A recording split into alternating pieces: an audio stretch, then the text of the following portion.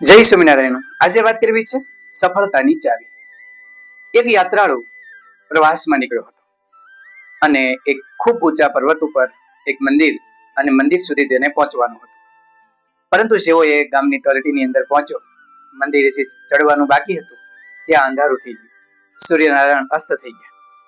વિચાર્યું કે મારે તો મંદિરની ટોચે પહોંચવું છે, દર્શન કરવા છે, પણ અંધારાની અંદર હું પગથિયા કેવી રીતે ચડીશ? તો લાવને તળેટીમાંથી એક ફાનસ લઈ લઉં. જૂનો સમાનો ફાનસ લઈ અને હું ચાલું તો મંદિરે પહોંચી શકું. આથી તળેટીની એક ફાનસની દુકાને એ ગયો અને જઈને કીધું, શેઠજી, મને એક ફાનસ આપો, જેનાથી હું આ મંદિરના પગથિયા ચડી શકું. આથી એક વૃદ્ધ વેપારી એને ફાનસ બતાવ્યા. ફાનસ સળગાવ્યું તો બહુ આછો પ્રકાશ પડતો હતો.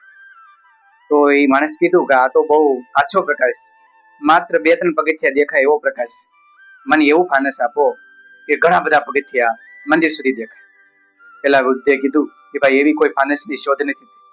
આ ફાનસ એવું જ છે કે 2 પગથિયા કે વધીને 3-4 પગથિયા તમને દેખાય, એનાથી વધારે ન દેખાય. તો કે મને આ ફાનસ શું કામમાં આવે? મારે તો આવડો મોટો ડુંગર ચડવો છે, આટલા પગથિયા ચડવા છે, તો આ ફાનસ મારા કોઈ કામનું નથી. ત્યારે વૃદ્ધ હસવા લાગ્યા. એટલે યાત્રાળુ કે તમે હસો છો શા માટે? આ દાંત કાઢવાની વાત નથી, મારે અવડા બધા પગથિયા ચડવા છે, તમે આપ્યું છે નાનું એવું ફાનસ.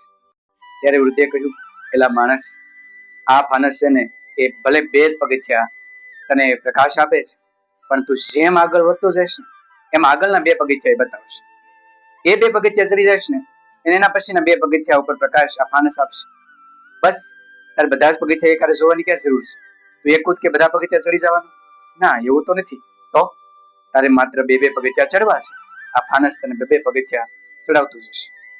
ધીરે ધીરે તું આગળ વધતો જઈશ. એક સમય એવો આવશે કે તું ચેક મંદિરની ટોચે કે મંદિરના ભગવાનના દર્શન સુધી પહોંચી શકીશ. પેલા માણસના મનમાં ઝબકારો થયો કે સાચી વાત છે, સફળતા મેળવી હોય તો નાના નાના ડગલા ભરવા પડે.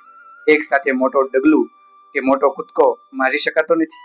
ધીરે ધીરે ડગલા ભરતા જાય ને એ ડગલું અડગતાથી ભર્યું હોય, મહેનતનું હોય, પરિશ્રમ હોય, અનેક કાર્યથી આગળ વધતું પગલું અંતે શિખર પર પહોંચાડી દે છે. અને માણસે ફાનસ લીધું અને આછું ઝાંખો પ્રકાશ લઈ નીકળી પડ્યો. 2 પગથિયા દેખાતા જાય, આગળ વધતો જાય. અંતે જ્યાં તેમને પહોંચવું હતું ત્યાં પહોંચી ગયા અને ભગવાનના દર્શન તેમને થઈ ગયા. બસ જિંદગીમાં આજ છે, કોઈ મોટી સફળતા મેળવી હોય તો એક સાથે મળતી નથી. હું એક જ કૂદકે મેળવી લઉં. ધીરે ધીરે અડગ અને નિર્ભયતાથી પગલા માનતો જાય, ભલે ભેદ માને, તો અંતે સફળતા મેળવી શકે.